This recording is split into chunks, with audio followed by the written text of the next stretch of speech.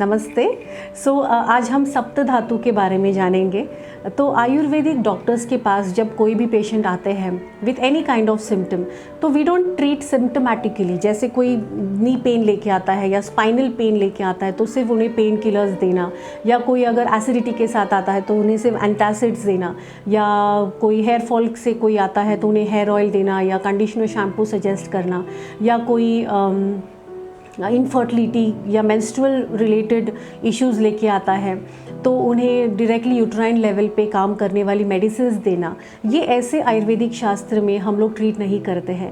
आयुर्वेद शास्त्र में we have to dig deeper, we have to look at the root cause, positive factors को देख के, उसके अलावा कौन से दोष धातु पे परिणाम हुआ है वहाँ पे करेक्शन करना पड़ता है, and then the treatment happens. And इसकी वजह से रूट लेवल से वो एलिमेंट ठीक होने के लिए फ़ायदा होता है और उसके रिकरेंस के रेट्स भी बहुत कम होते हैं।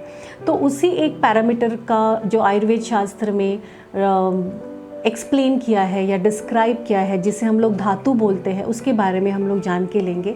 और कैसे आप डेली बेसिस पे कुछ बेसिक थिंग्स या basic rules and regulations follow करके आपके धातु को बैलेंस कर सकते हैं। Let's understand about that. Ayurveda शास्त्र में जो 7 धातु बोले गए हैं वो है रस, रक्त, मांस, मेद, अस्थि, मज्जा और शुक्र। तो let's understand in very simplistic manner कि हम लोग जो भी खाना खाते हैं, हम लोग जो लाइफस्टाइल फॉलो करते हैं, उसका डायरेक्ट परिणाम सबसे पहला जो धातु है रस धातु, उस पे होता है। Ras can be compare to tissue, but वैसे वेगली अगर मैं बोलूँ तो हम लोग उससे कंपेयर कर सकते हैं ऊपर ऊपर का, बट वैसे देखा जाए तो उस बहुत ही ज़्यादा इन डेप्थ एक्सप्लेनेशन है रस धातु का। बट फॉर द ले मैन या ले लैंग्वेज में अगर बोला जाए तो ras dhatu can be compare to the tissue level of our bodies. तो सबसे पहले most important part to understand is कि हम लोग जो भी खाना खाते हैं, अच्छा खाना खाते हैं, बुरा खाना खाता है, या बाहर का खाता है, घर का बनाया हुआ खाता है, उसके जो सूक्ष्म कण होते हैं या माइक्रो न्यूट्रिएंट्स होते हैं वो एब्जॉर्ब होते हैं आपके बॉडी में। पहले आपके स्टमक में जाते हैं, वहाँ से डाइजेस्टेड पार्ट्स जो होते हैं उसके micro nutrients they literally travel to every body part of your body. तो रस धातु में जो भी माइक्रो न्यूट्रिएंट्स हैं वो एब्जॉर्ब होते हैं। और अगर आपने अच्छा खाना खाया है, अगर आपका खाना अच्छे से डाइजेस्ट हुआ है, अगर आपकी डाइजेस्टिव सिस्टम अच्छे से काम कर रही है, अगर बहुत ज़्यादा जंक फूड नहीं खाया है या बहुत ज़्यादा ओवर फीडिंग नहीं किया है खुद को, तो आपका जो रस धातु है that will try and absorb the maximum nourishment, maximum micronutrients of the food you have consumed, और उसको खुद को पोषित करता है। तो रस धातु का नरिशमेंट होता है with the micronutrients of the food। आगे के जो धातु है रक्त, मांस, मेद, तो रस धातु का अगर अच्छे से पोषण हुआ तो परमिसिबल मेम्ब्रेन्स की वाया आगे का जो धातु है रक्त धातु, उसे वो पोषित तत्व जाते हैं, माइक्रो न्यूट्रिएंट्स पास ऑन होते हैं, जिससे आपके रक्त धातु को बैलेंस निर्माण होती है या न्यूट्रिशन मिलता है, पोषण मिलता है, and it keeps your rakt dhatu also balance. Rakt can be compare to blood. मांस, मेद, आगे के धातु इवेंचुअली आपके जो है सबका पोषण ठीक से होता है। लेकिन अगर खाने में ऊपर नीचे आता है, बहुत ज़्यादा जंक फूड खाने में है, बहुत इंडाइजेशन की टेंडेंसी है, क्रोनिक इंडाइजेशन, या ज़्यादा बाहर का खाना कोई खाता है बार बार, या रात का खाना 7 o'clock के बाद कोई खाता है, या हैवी फूड खाते हैं, या बार बार रात को डिनर्स को नॉनवेज कंजम्पशन होता है, या रात का खाना बहुत ज़्यादा जंक होता है, या तो फिर अगर कॉन्स्टिपेशन है क्रोनिक, तो फिर आपका जो डाइजेस्टेड फूड मटेरियल है that will not be very well, उसमें इनडाइजेस्टेड फूड मटेरियल ज़्यादा होगा, टॉक्सिन एक्यूमुलेशन ज़्यादा होंगे, उसकी वजह से आपका जो धातु है रस धातु उसको ज़्यादा से ज़्यादा पोषित तत्व नहीं मिलेंगे, एंड उसकी वजह से आगे के जो धातु है उनका भी पोषण ठीक से नहीं होता है और वो अफेक्ट करता है। तो यू नो कि हर एक धातु आगे के धातु को पोषित करता है। अगर उसका खुद का पोषण ठीक से हुआ है, उसको नरिशमेंट कंप्लीट मिली है तो रस रक्त मांस मेद अस्थि मज्जा शुक्र। तो व्हाट इज़ रस धातु? रस आप टिश्यू लेवल पे कंपेयर कर सकते हैं। रक्त can be compare to the blood in your body, मांस can be compare to flesh in your body, मेद can be compare to fat in your body. रस रक्त मांस मेद अस्थि, अस्थि मतलब बोन्स, मज्जा मतलब बोन मैरो, एंड शुक्र मतलब reproductive system in man and women. So रस, ये जो सीक्वेंस है, ऐसे ही सीक्वेंस से आगे के धातु का पोषण होता है।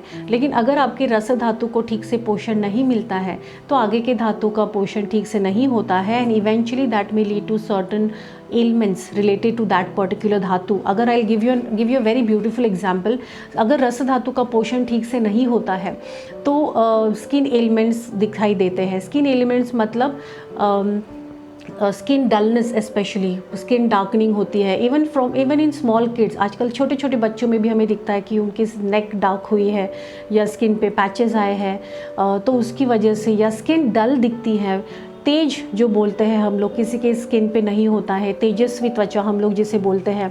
तो in general the skin health is affected. उसके अलावा आपके बॉडी में भी लेथार्जी आ सकती है, थकान आ सकती है, आपको फ्रेश नहीं लगता है। अपार्ट फ्रॉम दैट, बाल काफ़ी लोगों के झड़ते हैं या काफ़ी लोगों के बाल वही के वही ब्रेक होते हैं, स्प्लिट एंड्स होते हैं, the texture and the quality of your hair is not good. तो इसको हम लोग देख के, when we actually see and check the patient and through उसका डाइटरी रेजिम देख के हमें ये पता चलता है कि अगर रस धातु लेवल पे परिणमन हुआ है तो इसका मतलब रस धातु का पोषण ठीक से नहीं हुआ है, and that's why your skin, your overall health, your hair and other parameters are affected.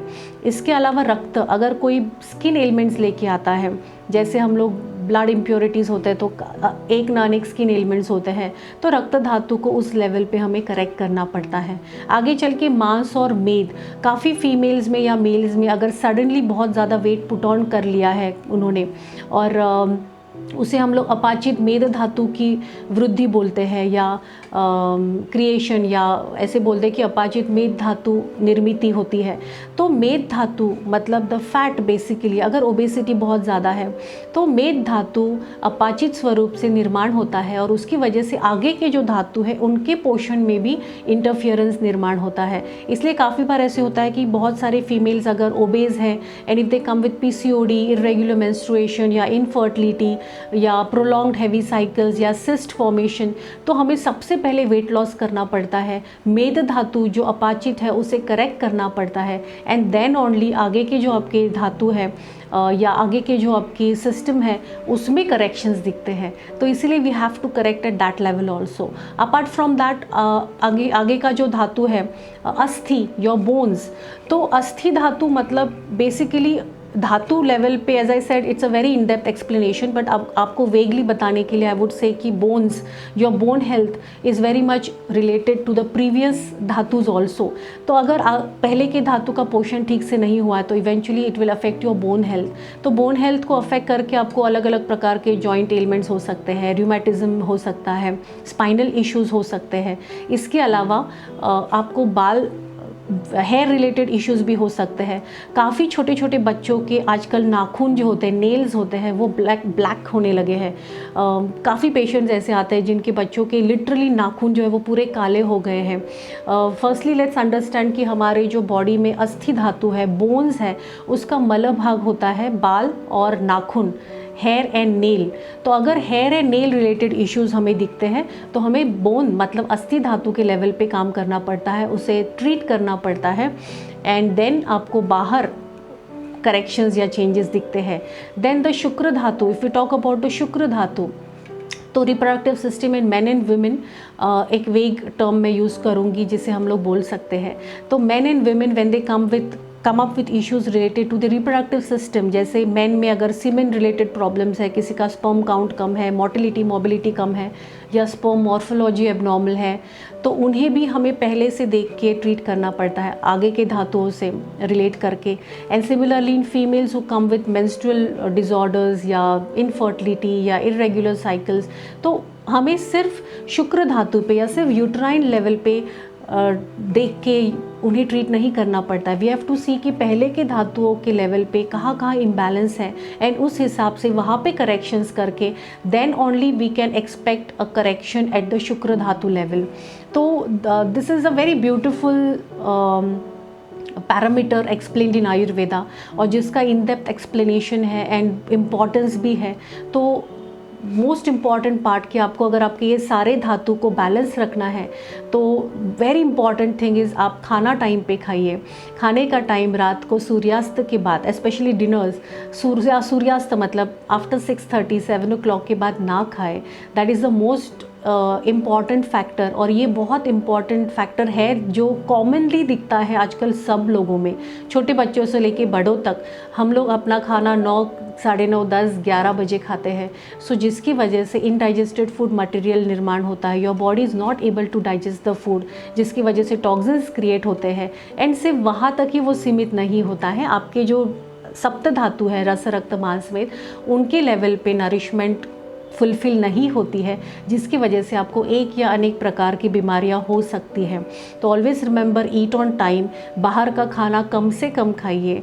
Chocolates है, जंक फूड है, वो डेली बेसिस पे ना खाएं। Keep it for once in a week और once in 10 days। And sleep on time. रात को 10-10:30 तक सो जाना चाहिए। बहुत देर से सोने से भी आपकी बॉडीली पैरामीटर्स पे परिणाम होता है। Do certain form of exercises on a daily basis and try and practice some form of meditation, प्राणायाम या मंत्रा चैंटिंग, जिससे आपके सारे धातु का बैलेंस ठीक से रहेगा।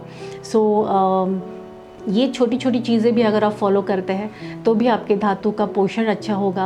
आपने जो भी खाना खाया है उसके micro nutrients will be well absorbed by at every dhatu level, और उसकी वजह से your hair, your skin, in general your health, your body immunity, ये सब प्रॉपर रहेगा और आपको कोई भी एलिमेंट्स नहीं होंगे।